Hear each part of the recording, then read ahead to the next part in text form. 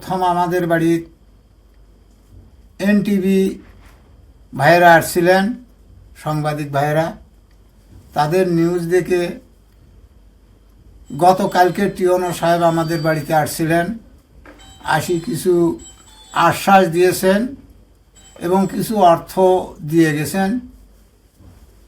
আর অন্যান্য বিত্তবান ব্যক্তিদেরকে আমি অনুরোধ জানাই তাসলিমা আক্তার মিলার জন্য কিছু সাহায্য প্রদান করলে আমি অন্তত খুশি হব। আমার মেয়েটা তাসলিমা আক্তার ও চোখের দৃষ্টি ফিরে পাবে, ও আবার স্কুল কলেজে যাইতে পারবে। হ্যাঁ, এইগুলি টিওনো সাহেব ওনাদেরকে আমার অভিনন্দন ও ধন্যবাদ জানাই, আন্তরিক শুভেচ্ছা জানাই।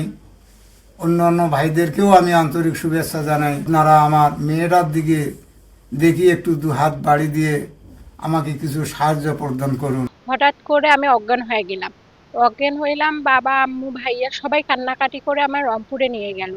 রংপুরে নিয়ে যায় ট্রিটমেন্ট করে, রংপুরে ডাক্তারেরা বললো এখানে হবে না, ঢাকায় নিয়ে যায়। ওখানে মানে 1 মাস 4 দিন ছিলাম। ওখান থেকে ঢাকায় নিয়ে গেল। নিয়ে যাওয়ার পর ট্রিটমেন্ট করলো। ট্রিটমেন্ট করে মানে পানি হয়েছে ব্রেনটে, ওইটা বাইর করলো কেটে কুটে। পানি বের করার পরে এখন ডাক্তারেরা আমায় বলে দিছে যে এখানে হবে না, একে বাহিরে নিয়ে যাইতে হবে, তাহলে ইনশাল্লাহ এর চোখের আলোটা ফিরে আসবে।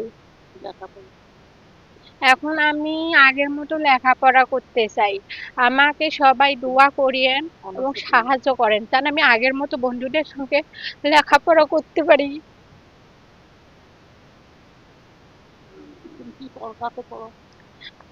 আমরা আসলে পত্রপত্রিকার মাধ্যমে বা মিডিয়ার মাধ্যমে এখানে সংবাদকর্মী যারা আছেন বা স্থানীয় লোকজন, তাদের মাধ্যমে জানতে পারলাম যে আমাদের শাহ আব্দুর রউফ কলেজের সম্ভাবনাময় একজন স্টুডেন্ট মিলা, ওর আসলে চোখেরই দৃষ্টিশক্তি সে হারাতে বসেছে। হয়তো উন্নত ট্রিটমেন্ট করলে বা ডাক্তারের পরামর্শে ভালো কোথাও ট্রিটমেন্ট করলে সে আবার চোখে দেখতে পারে।